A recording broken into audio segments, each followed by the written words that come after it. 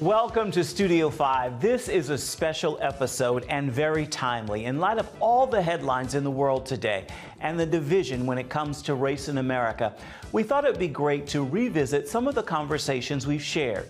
It's an issue we've always tried to explore openly and honestly.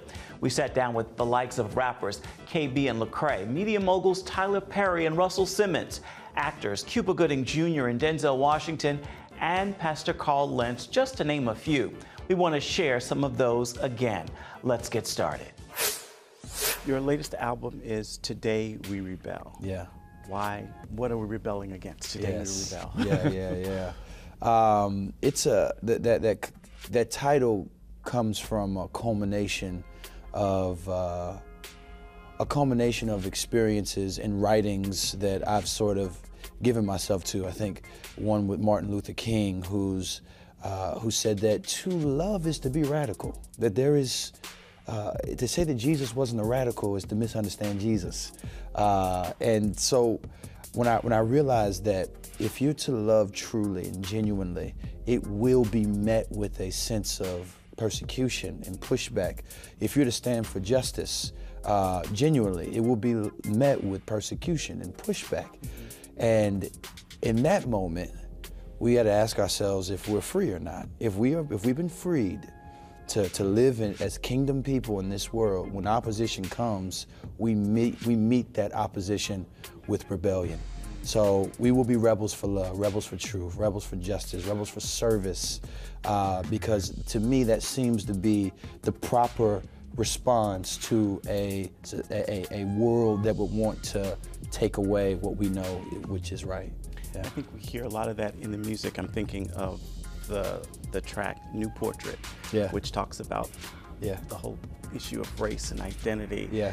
What drove that? Is that what we're seeing unfold in our world, the divisiveness? What pulled that out of you? Yeah, New Portrait is an important song for me because I had a conversation with a gentleman while I was making the album.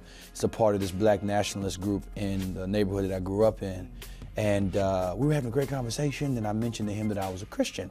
And he about fell out of his seat. He was like, man, you seem to be smarter than that. Like, why would you go and do that?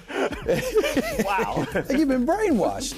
And you know, my posture was, well, I have been washed. I've been washed by the blood of Jesus, and I'm not unaware of the attacks on, you know, ethnic people that would claim Christianity as their own. I'm not unaware of some of the historical failures of folks who were part. I'm Southern Baptist, a part of the Southern Baptist Convention, which is Southern Baptist Convention was started in response to those who want to take away their slavery. So I'm not unaware of that, but I'm also aware that the Jesus of the Bible transcends and goes back far beyond. I saw recently an article said, if you're looking for an ancient African religion, try Christianity, because there's a deep-rooted sort of history and presence of Christianity from the East and the South moving up north and west that we often forget about. We talk about people like Augustine and Athanasius and Alexander of St. Clement, these individuals who are of the same ethnicity that you would find any ethnic, you know, non-white person who were part of the sort of foundations of the church, how we do theology, how we do hermeneutics. It has come from, it has a very diverse background, which points to the fact that Jesus is not owned by any race.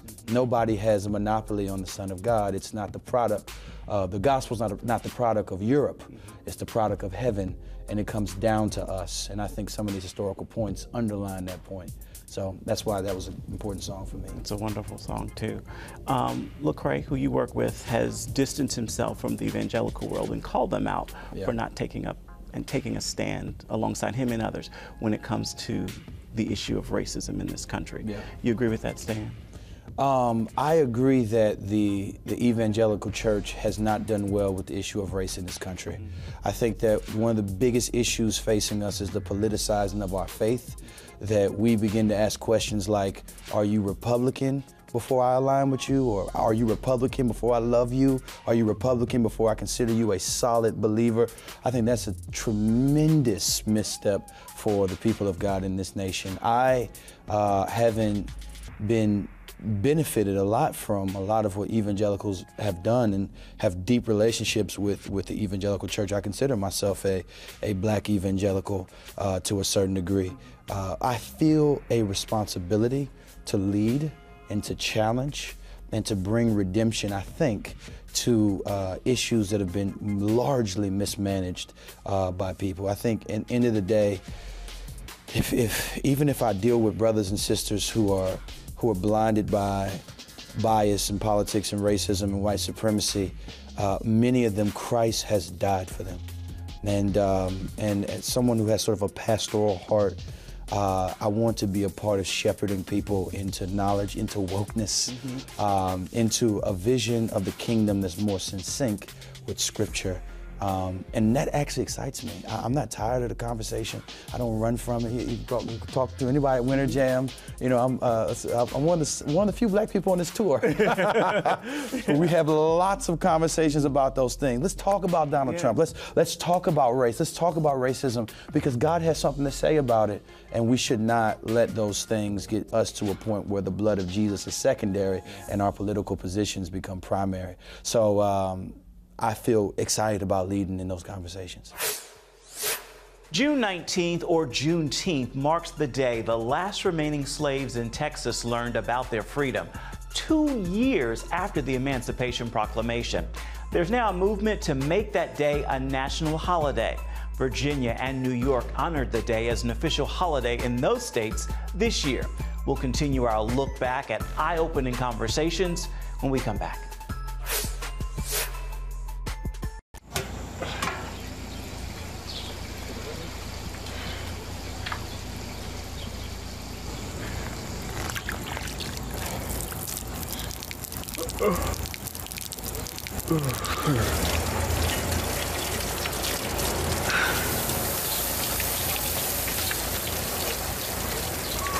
Life is better with a good night's sleep. Get your free DVD or booklet of Protect Your Sleep as the world watches from the outside. It's a big diplomatic tug-of-war here in the Middle East. Go inside the story with Jerusalem Dateline. Israeli archaeologists are talking about a discovery that could change the thinking about the Temple Mount. Join CBN Jerusalem Bureau Chief Chris Mitchell and get the biblical perspective on the events shaping the world. What starts in Israel then ends up going to other places. Watch Jerusalem Dateline Friday night at 9:30 on the CBN News Channel. Life. It's meant to be lived fully. Jesus said it. I came to give you life. Life to the fullest. Life in your family. Life in your finances. Life in your body, mind, and spirit. Life in your everyday.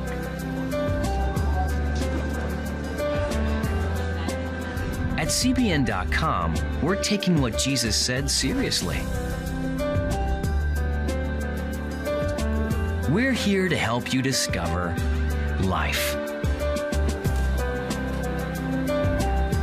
Life. Live it fully. CBN.com.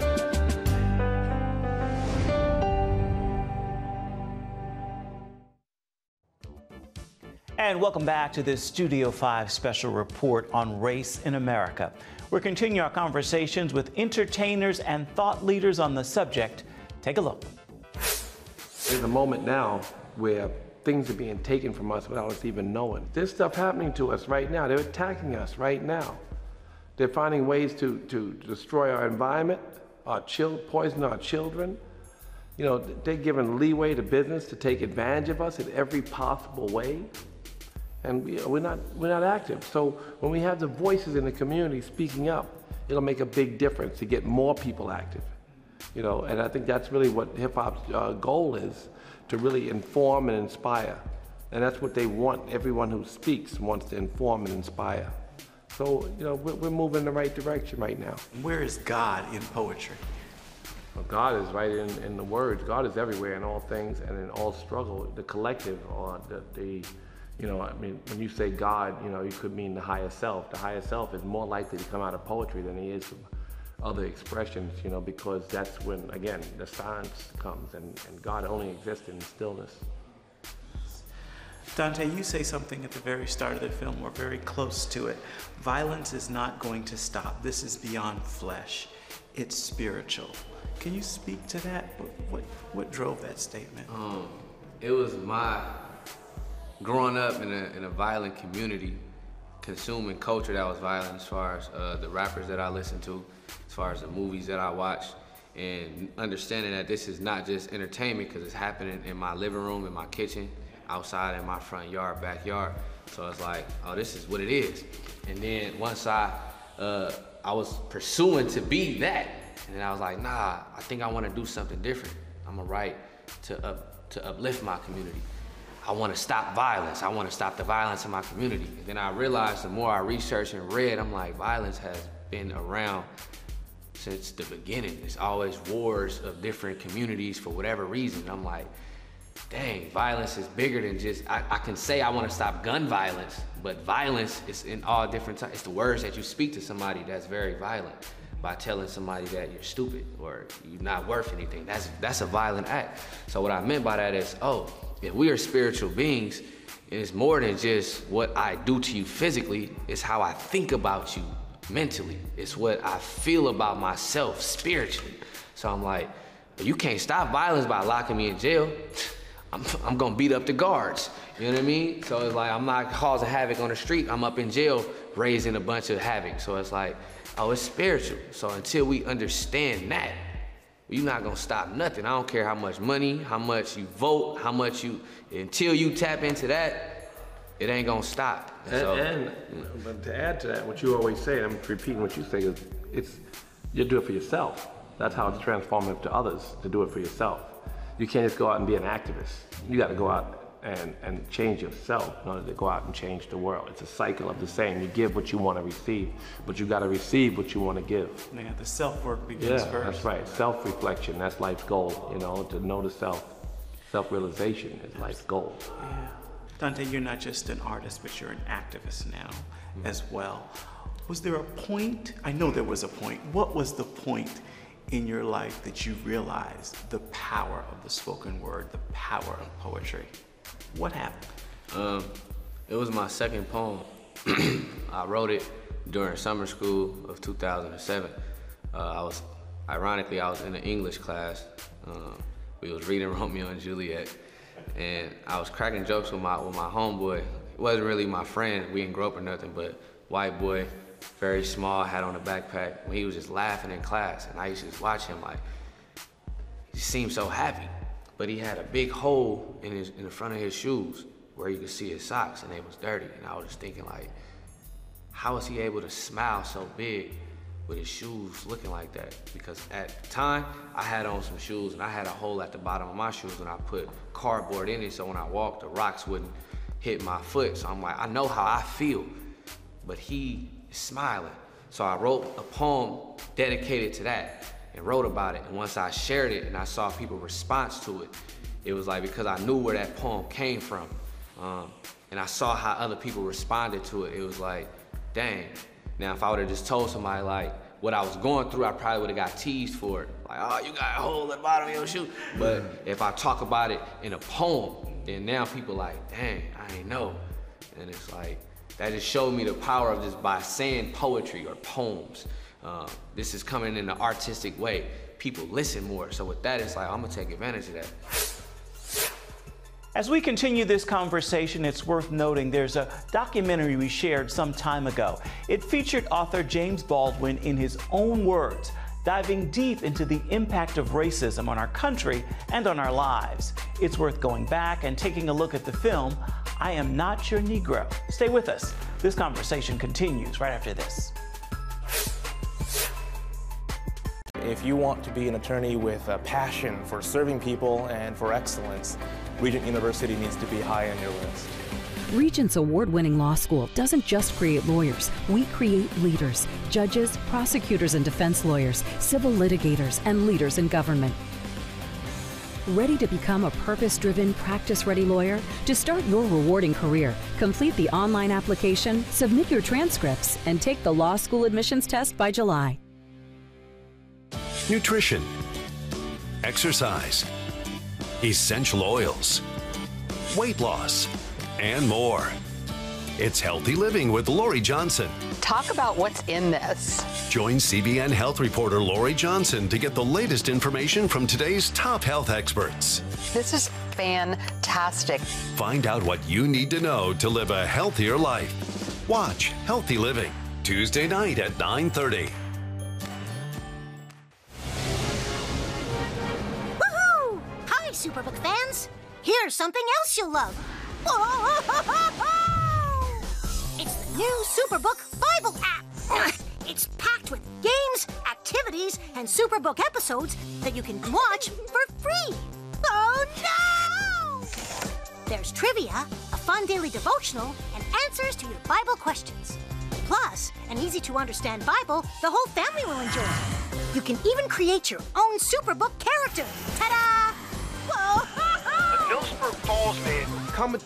Sorry, pardon me. Sorry, excuse me. Ouch! Are you getting this? Earn super points to win daily prizes, too. And so much more! Time to get back to my adventures. See you soon. It's the new Superbook Bible app. Free downloads on iTunes, Google Play, and Amazon.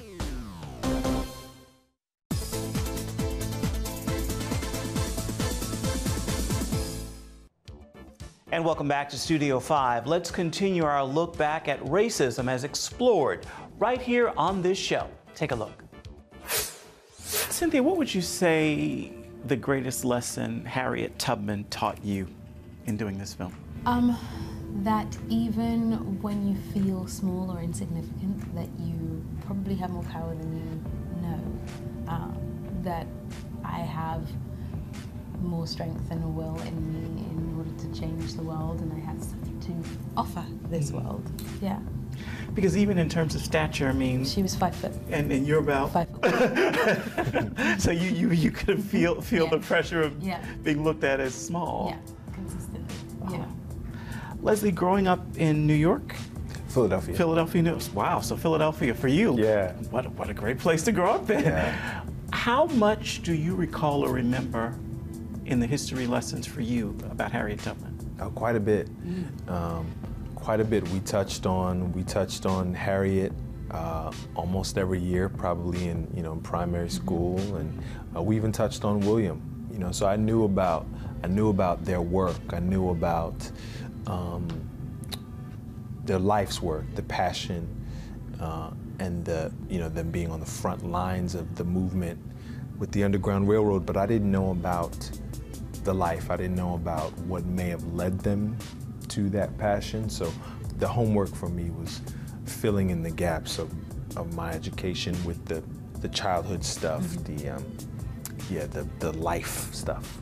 I'd venture to say that for many of us, you were introducing us to William because we did not know about him. Sure. Who is he? Sure. William was he's known as the father of the Underground Railroad. He was an abolitionist, a writer, a brilliant man, an activist, and a friend to Harriet Tubman. He was really the last stop on the Underground Railroad, on this great network full of allies and people who were risking their lives to see to it that black people could know freedom. What did faith mean for Harriet on this journey? It meant everything. I think it was one of the driving forces for her to keep moving forward. She says, notably, that God would give her messages in which she would use to follow through. There's a moment in the film where she's told to go left, and that is part of her story. She used to tell a one-woman story, one-woman performance about her run to freedom, and she would talk about the connections in which she made with God, the messages she would get from God to make the journey. So I believe it was one of the most important things to her, and she would speak on that faith. Yeah. If both of you could take me back to Virginia, you guys are out shooting this film. How emotional was the experience? Oh, it was very emotional for me, particularly. It was emotional. It pulled on everything. You're reliving loss consistently. You're reliving hardships and hard work, and when you combine that with exhaustion and tiredness and the physical work that has to be done, you wear yourself quite thin, so that the line between you and the character and the person sort of fades a little. So everything is right at the surface. Yeah, it was intense, for sure. Leslie, how emotional was it for you? I mean, William really, part of his reason for being in the film is that it's just this really wonderful juxtaposition of two very different portraits of Black life living in America at the same exact time, and you know, kind of how combustible that can be. You know, it's a source of drama and comedy in our movie. Obviously, they're a huge support for one another, but I'll say, you know, yeah, my stuff really, you know, pales in comparison to almost the way Williams would have, you know, to what Harriet had to go through. You know, William he was in his office, he was at the printing press, you know. His work was very different, you know. He made real change for sure, and was an architect of this network, you know. Brilliant man, and also had the, you know, when thinking about how much instinct plays a part in this story, you know, Harriet's relationship with God, that was instinct that led William to record these stories, you know, to write these stories down. He risked everything to make sure that there was a record of this bravery and courage and these impossible stories. William saw to it that there was a record of it. And I do think that it feels like where we are right now is in need of something that shows us our power as human beings when we resist, when we use ourselves to change things for the better, how much change we can make. This is a woman whose life was, you know, 91 years long, and in that time she did many, many things, all for good. And if that's no example, then I don't know what is. You know, I think that's why now. Another great voice we've shared in our conversations on race is Brian Stevenson. He's a personal hero and the founder of the Equal Justice Initiative. It's worth checking out his work and learning how you can support. Stay with us. We're coming right back. Come home to the sounds of Southern Gospel from CBN Radio. You'll enjoy a rich Southern blend of bluegrass, classic gospel, and Southern gospel favorites like the Gaithers, the Crab Family, and bluegrass sounds like Mountain Faith. So make yourself at home with the all-new CBN Southern Gospel. Now available at cbnradio.com.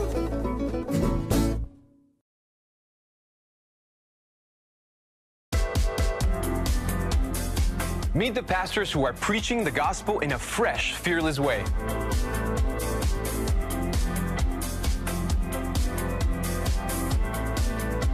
I'm Roberto Torres-Cedillo. Join me each week for Next Gen Voices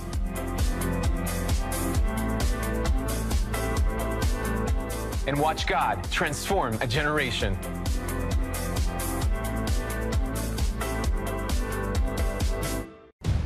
Prophecy thousands of years old, We were called to be a light to the world. being fulfilled today. Discover how. Get to life. Call 1-800-700-7000. We consider it our duty to reach out and help others around the world. For a gift of $10 or more, you can own the acclaimed CBN documentary To Life. Just call 1-800-700-7000 or log on to cbn.com. To treat a human, no matter what he is, which religious he have, which color he is. This is what I'm doing. See how the people of Israel are fulfilling prophecy History is being written, and I want to be a part of it. by sharing their knowledge In Africa, in Asia, in South America, in East Europe. and their love. This is how we work. This is us. Get to life. Call 1-800-700-7000 or log on to cbn.com.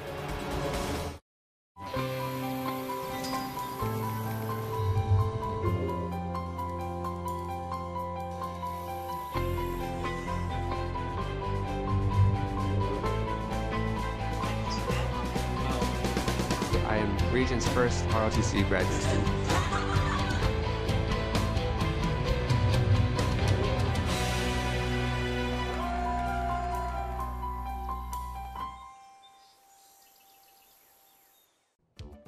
Welcome back to Studio 5. Thank you so much for staying with us through this extended conversation on race. Let's take a moment now to look ahead and see what we're working to bring you come next week.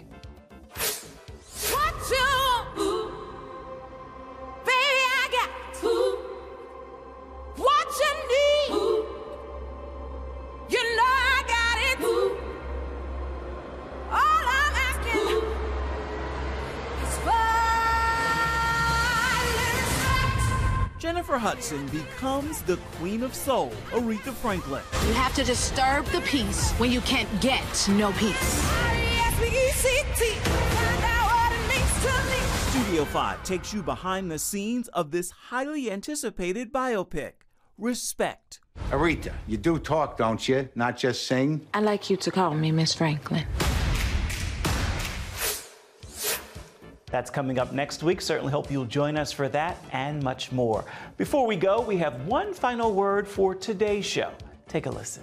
You say you always knew that there was greater for you. Do you remember the moment you knew, or what happened that light went on for you? No, it's just always knew. I always felt as a kid that there was more for me. I didn't see things the way that my a lot of the other kids in the neighborhood saw things. That, you know, or even my parents, for that matter, they saw us being black, or us being poor, or us being, like, even I had a teacher, I said, you know, they were asking kids what they want to be, and I said I want to be a millionaire, and he said, you're never going to make it because you're poor and you're black. But even as a child, there was something in me that said, that's not true, don't believe that. But I know now that was and is the voice of God. That was the counter to the negativity. It was the altar to it that was always encouraging me, for sure. And obviously that was critical in light of all that you were going to endure, that you needed to always. I had to know. And you know, the other part of it too is I thank God for my mother. I feel sorry for kids whose parents don't give them God, don't give them faith, don't give them Jesus, because life is going to get hard at some point and you will turn to something. Everyone turns to something. And I'm so glad I had the option, and I had a mother who was smart enough and strong enough, or had the wherewithal and the faith enough to say, son, this is where you go, so that I'm not strung out on drugs. Because the things that I've been through, man, it's a wonder that I'm sitting here, but he is a wonder. Yeah, for sure. That's a great final word for this edition of Studio 5. Until next time, make time to uplift someone around you, and then come on back and see where Studio 5 takes you next week. Bye-bye, everybody.